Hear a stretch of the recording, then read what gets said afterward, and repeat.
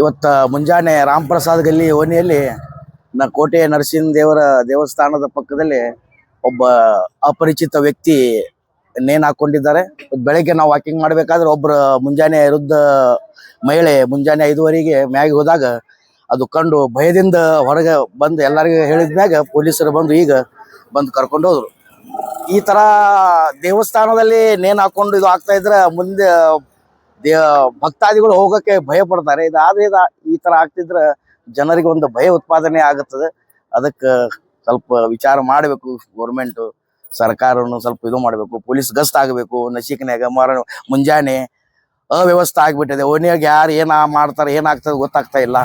ಅದಕ್ಕೆ ದಯವಿಟ್ಟು ಪೊಲೀಸರು ಸ್ವಲ್ಪ ಗಸ್ತನ್ನು ಹಾಕುವಂಥ ವ್ಯವಸ್ಥೆ ಮಾಡ್ಬೇಕಂತ ನಾವು ಕೇಳ್ಕೊತಾ ಇದ್ದೀವಿ. ಯಾಕಂದ್ರೆ ಸಣ್ಣ ಹುಡುಗರು ಅದು ಅಡ್ಡಾಡ್ತಾರೆ ಮಾಡ್ತಾರೆ. ಇಲ್ಲಿ ಮುಂಜಾನೆ ನಾವು ನಶಿಕನ್ಯಾಗ ವಾಕಿಂಗ್ ಮಾಡ್ತೀವಿ.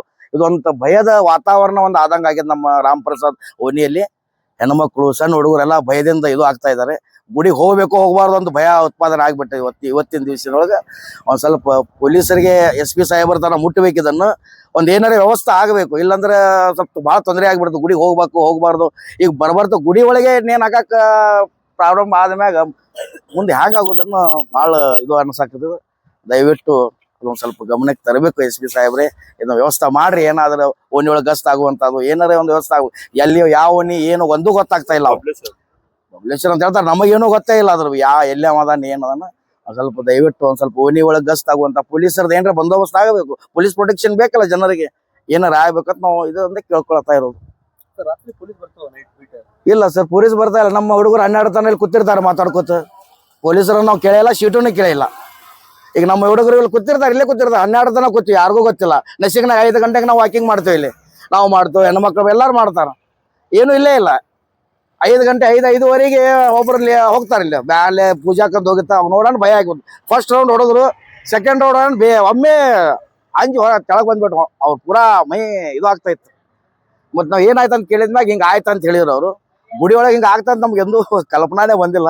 ಇದು ಮೊದಲನೇ ಸಲ ಆಗಿದ್ದು. ಆದ್ರೆ ಒಂದು ಸ್ವಲ್ಪ ಪೊಲೀಸರ ವ್ಯವಸ್ಥೆ ಆಗ್ಬೇಕಂತ ನಮ್ಮಲ್ಲಿ ವಿನಂತಿ, ಬೇರೆದೇನಿಲ್ಲ ಸರ್. ಏನು ಗೊತ್ತಾಗಿಲ್ಲ ಸರ್. ಅದು ಈಗ ಪೊಲೀಸರು ಹೋಗಿದ್ರು, ಅವ್ರಿಗೂ ಗೊತ್ತಾಗಬೇಕು. ಎಲ್ಲ ಏನೂ ಗೊತ್ತಾಗಿಲ್ಲ. ಚೀಟಿ ಒಳಗೆ ಏನೋ ಒಂದು ಬಬಲೇಶ್ವರ ಅಂತ ಒಂದು ಏನೋ ಬಬಲೇಶ್ವರ ಒಂದು ಚೀಟಿ ಅಂತ ಅಷ್ಟೇ ಸಿಕ್ಕದ. ಮುಂದೆ ಏನದು ಗೊತ್ತಾಗಿಲ್ಲ ಸರ್. ಆಧಾರ್ ಕಾರ್ಡ್ ಅದು ಏನೂ ಇಲ್ಲ ಸರ್. ಇದು ರಾಮಪ್ರಸಾದ್ ಗಲ್ಲಿ ಸರ್. ರಾಮಪ್ರಸಾದ್ ಗಲ್ಲಿ ಮುಲಕ್ ಬೈದಾನ್ ತೋಪ್, ವಾರ್ಡ್ ನಂಬರ್ 8. ಇದು ಕೋಟೆ ನರಸಿಂಹ ದೇವರು ಅಂತ ಹೇಳ್ತಾರೆ. ಇಲ್ಲಿ ಮಂದಿರದೊಳಗೆ ಅದ್ರ ಮಂದಿರ ಅಂದ್ರೆ ಒಂದು ನರಸಿಂಹ ದೇವರು ಮೊದಲು ಒಂದು ಹನುಮನ್ ದೇವ್ರ ಗುಡಿ ಸಾಂದ್. ಆ ಹನುಮಪ್ಪನ ಮುಂದೆ ಇದು ಆಗಿದ್ದದು. ಏನಾಗ್ಯದು ಏನಿಲ್ಲ ಒಂದು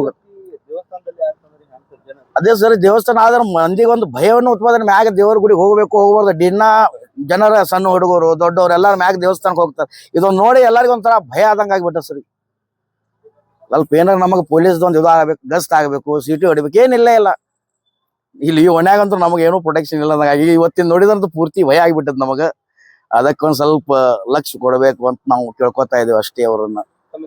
ನಾ ರಾಜಾರಾಮ್ ಹಳ್ಳಿ ಅಂತೇಳಿ, ನನ್ನ ಮನೆ ಇಲ್ಲೇ ಪಕ್ಕದಲ್ಲಿದೆ.